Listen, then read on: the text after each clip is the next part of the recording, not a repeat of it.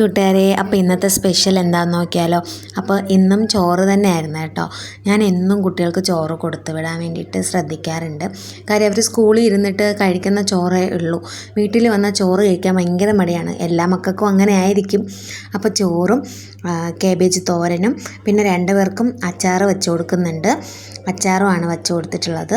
അപ്പോൾ ഇത് ഇത്രയും ഒരു പാത്രത്തിലാണ് എടുക്കുന്നത്. അതിനുശേഷം പപ്പടമാണ് കേട്ടോ. പപ്പടം ഇതുപോലെ ചെറുതായിട്ട് അരിഞ്ഞിട്ട് പൊരിച്ചെടുത്തതാണ്. ഇതിൽ കുറച്ച് മുളക് പൊടിയും കൂടെ തൂറ്റി കൊടുത്താൽ നല്ല ടേസ്റ്റാണ്.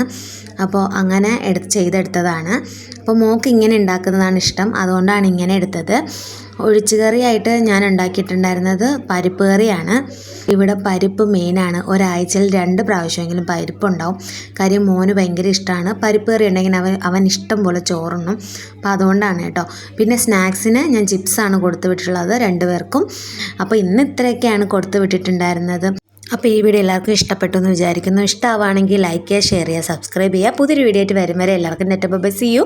Thanks for watching.